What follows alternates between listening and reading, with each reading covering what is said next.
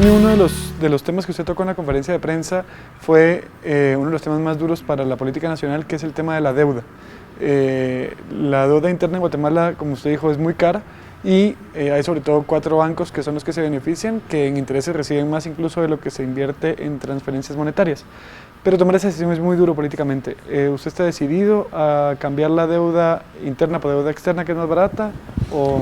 Bueno, yo quisiera hacerlo, pero la misma ley de presupuesto no lo permite, incluso hay ciertas limitaciones para poderlo hacer.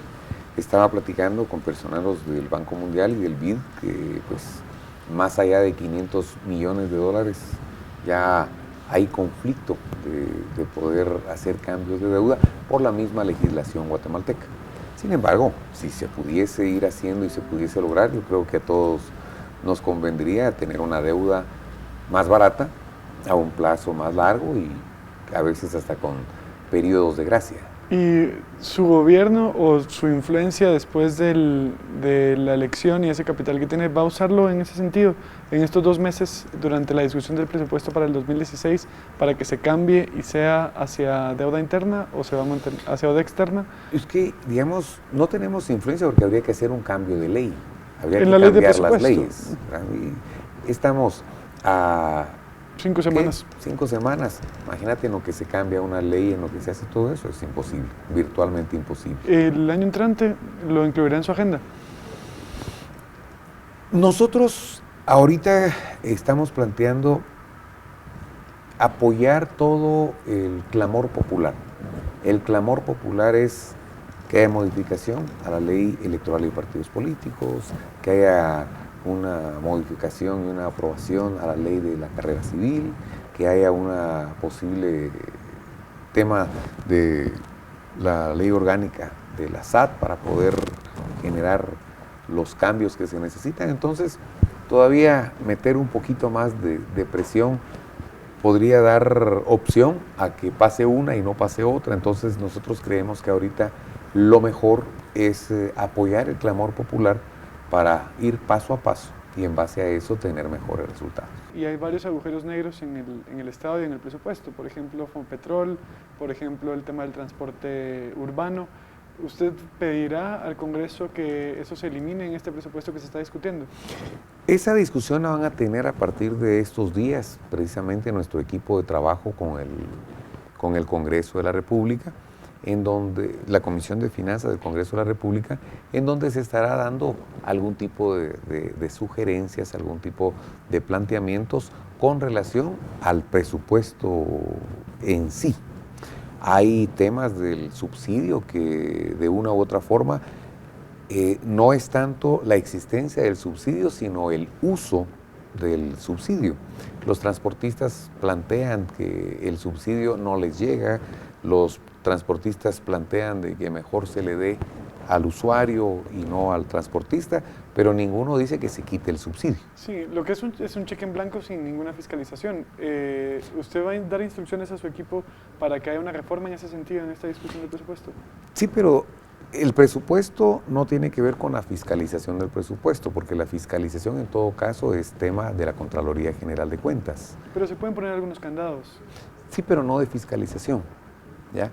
Y el tema de los candados en determinado momento es para que no se traslade ese dinero a otro lado. Entonces, son cosas diferentes el tema del presupuesto a el uso del presupuesto en el tema de un subsidio, por ejemplo. Pero, por ejemplo, con algún reporte de qué se ha hecho con ese dinero, en dónde se ha hecho, que se pague con cheques. Esa es la función de la Contraloría General de Cuentas. Que no lo ha hecho, ese es otro tema. Nosotros le estamos pidiendo a todas las instituciones, incluida la presidencia, ponerse a la altura de las demandas de la población en la lucha contra la corrupción. Nosotros creemos que si la Contraloría General de Cuentas fiscaliza calidad y cantidad de los recursos y el manejo de los recursos del Estado, todo ese tipo de elementos, quién pagó, con qué pagó, a dónde se fue, qué evidencias hay, porque todo eso lo hace una auditoría. Ver la asignación, el destino, el uso, el destinatario, el emisor, todo eso es parte de una auditoría. Pero Todos sabemos que la Contraloría no está funcionando como debiera y desde la presidencia usted podría decir que no se le dé un pago más hasta que no digan qué han hecho con el dinero. ¿Usted podría ir en esa dirección, en este sentido, para estos fondos que son muy opacos? La presidencia no podría ir viendo el destino de los fondos, porque para eso está la Contraloría. Si la presidencia se mete a ver ese tipo de cosas, estaría usurpando funciones. Y es por eso que necesitamos que la Contraloría no haga auditorías forenses, sino que haga auditorías de control sistemático que nos permita tener esa retroalimentación y en base a eso tomar una decisión. ¿Y cree usted que la ciudadanía estaría conforme solo con esperar a que la Contraloría trabaje y que no haya medidas concretas antes de volver a dar dinero? Mira, medidas concretas desde la presidencia van a haber. Y desde la presidencia se va a ver cómo se está utilizando el dinero. Pero si nos enfocamos a un procedimiento de un subsidio en donde tendría que el presidente o la presidencia estarse metiendo en funciones que no debe hacer, yo creo que daría más de qué hablar y daría opción a que los medios estén hablando de abuso de poder, usurpación de funciones y todo ese tipo de cosas. Por eso yo creo en la institucionalidad. Incluso recientemente firmamos un pacto de respeto a la institucionalidad. ¿Y podría decirnos algunas de estas, por ejemplo, dos primeras medidas que se van a tomar desde la presidencia para el tema de... El presupuesto. Por ejemplo, el presupuesto de comunicación social. Hay que reducirlo al mínimo. Y ese dinero se podría utilizar en medicinas en hospitales. 138 millones, si la memoria no me falla, para la Secretaría de Transparencia. Si la transparencia tiene que ser parte del funcionar, entonces ese dinero también podría ser asignado a medicinas en los hospitales. Y hay otro tema que se va a discutir en estos 2 meses en donde la opinión suya como presidente electo va a tener, podría tener peso en el Congreso, que es el tema de la ley de maquilas y los incentivos fiscales. Hay una opción de no renovarlos, otra opción de expandirlos a los que no exportan y otra opción de reducirlos solo a los que exportan textiles. ¿Cuál va a ser cuál es la opinión suya sobre qué debería hacerse sobre esto? Bueno, aquí es un tema encontrado. Tenemos el tema de más de 80,000 puestos de trabajo y tenemos el tema de no privilegios que se contraponen, ¿verdad? Y van a haber intereses encontrados. Nosotros quisiéramos mantener esas 80,000 plazas mientras se logra conseguir generar esas plazas en otras áreas que están completamente desestimuladas, como la construcción, por ejemplo. Pero como no es con una varita mágica que las cosas funcionan, tendremos que encontrar la posible extensión a las demás áreas para que esto funcione.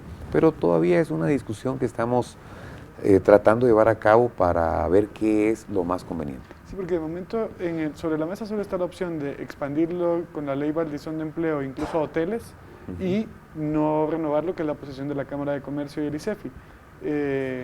Y es ahí donde te digo, la Cámara de Comercio precisamente plantea 0 privilegios, ¿verdad? Y pues ellos tienen sus razones y yo en cierta forma y en cierta medida lo comparto. Pero por el otro lado, son 80,000 puestos de trabajo. Son 80,000 familias que en determinado momento van a recibir ese impacto. Y es por eso que a ese tipo de leyes hay que buscarle una solución salomónica y es por eso que nosotros planteamos la posible extensión a otras áreas, aun cuando esté el descontento por alguno de los sectores. ¿Usted se decantaría entonces por renovar estos incentivos o privilegios antes que arriesgar los empleos? De momento creemos que sí.